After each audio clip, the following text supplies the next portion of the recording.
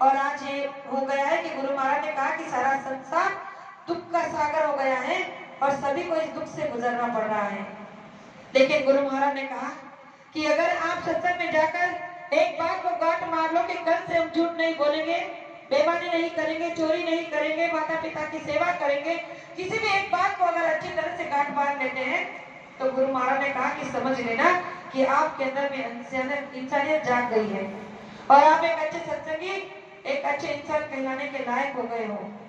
लेकिन गुरु महाराज की बातों को आज कोई समझना ही नहीं चाहता। गुरु महाराज ने कहा कि नाम का दान वो दान है कि संसार में इससे पाने के लिए अगर आप अपने पास की जमीन जायदाद रुपए पैसे धन दौलत को लुटा दो और फिर कहो कि हमें मिल जाए तो भी नामुमकिन है। इतना बेशकीमती नाम का दान बाबा जय गुरुदेव जी महाराज ने आज हम आप लोगों को बड़े मुफ्त में फ्री में दे दिया है। लेकिन गुरु महाराज ने कहा कि समय के रहते अगर संत महात्मा को आप जान लो, पहचान लो तो आपकी संभाल भी हो सकती है और आपकी रक्षा भी हो सकती है। इसलिए गुरु महाराज ने कहा कि आज देखा जा रहा है हमारे बहुत सारे गुरु भाई गुरु बहने हैं, केवल आपकी तरफ ऐसा नहीं है, पूरे भारतवर्ष में जब सच्चा रास्ता मिला है, चेतन पूजा करने का मौका मिला है, चेतन से चेतन मिलने की पूजा गुरु महाराज ने सिखा दी है, फिर भी हम जड़ पूजा में फंसे हैं। तो गुरु महाराज ने कहा कि जड़ पूजा से आपको कभी ना कुछ मिला है ना मिलेगा। अगर आपको चेतन परमात्मा मिल गया है, अपनी चेतन जीवात्मा को जगाने का रास्ता मिला है, तो फिर आप जड़ में क्यों फंसे हो।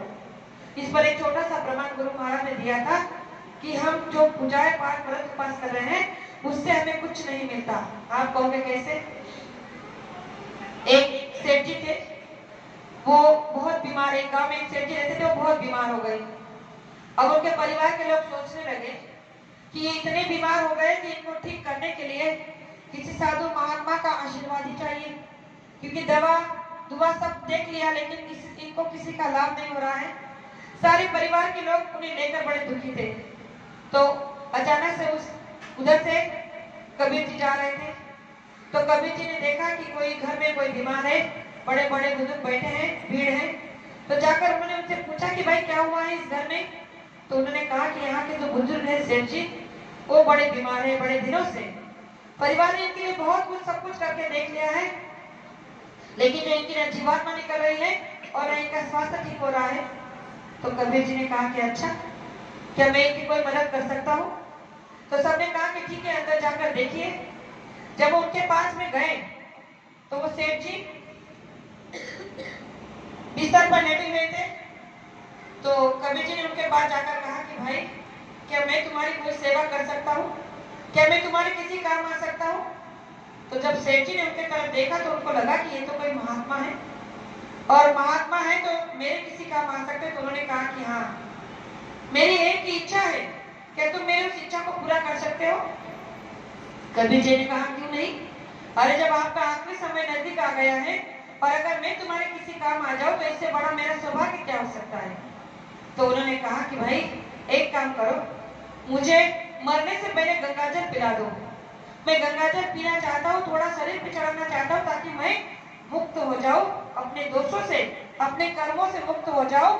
तो क्या मेरे लिए आप गंगाजल ला सकते हो। कबीर जी ने कहा क्यों नहीं, मैं अभी गया और आया। वो जैसे ही गए गंगा में, अपने कमंडल में उन्होंने जल को भरा और दौड़ते हुए आए और उस सेठ जी से कहा कि लीजिए, मैं आपके लिए गंगाजल लेकर आया हूँ गंगा जी से।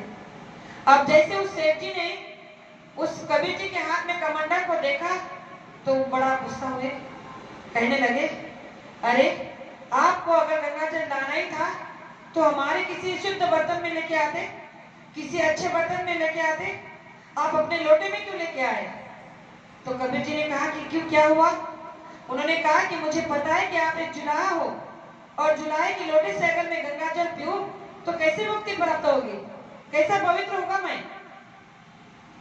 जैसे उन्होंने ये बातें कही तो कबीर जी ने उनसे हाथ जोड़ा, कहा कि क्षमा करना मान्यवर, मुझसे गलती हो गई, लेकिन मैं एक बात आपसे पूछना चाहता हूँ, अगर आपके गंगाजल में इतनी ताकत है, इतनी श्रद्धा है, इतना आप समझते हैं कि इससे पीने से, इसको छिड़कने से आपके पाप कर्म धुल जाएंगे, तो क्या आपके गंगाजल में इतनी ताकत नहीं कि जुलाहे के लोटे को शुद्ध कर दे।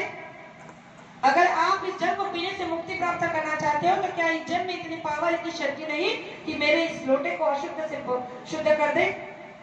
जैसे ही उन्होंने इस बात को उनके सामने रखी तो सेठ जी के अंदर बड़ा ग्लानि हुआ, कहने लगे कि हम तो इस बात को भूल ही गए कि अगर गंगा जल से हमारे पापों को धोया जाता तो आज गंगा जी में कितने करोड़ों लोग, लाखों लोग रोजाना नहाते हैं। तो गुरु महाराज ने कहा कि इस जल से केवल तन को धोया जा सकता है, मन को नहीं। मन को धोने के लिए ये जल है, इसलिए कहा जाए कि सत्संग रूपी जल जो कोई पावे सब महिलाई कट कट जावे। अगर आपके अंदर में जो भी बुराइयां है, जो भी अवगुण है, वो इन सभी कर्मों को धोने का ये रास्ता है सत्संग का जल। लेकिन गुरु महाराज ने कहा कि तुम ऐसे जड़ पूजा में फंसे हो तो तुम्हें मुक्ति और मोक्ष कैसे मिलेगा।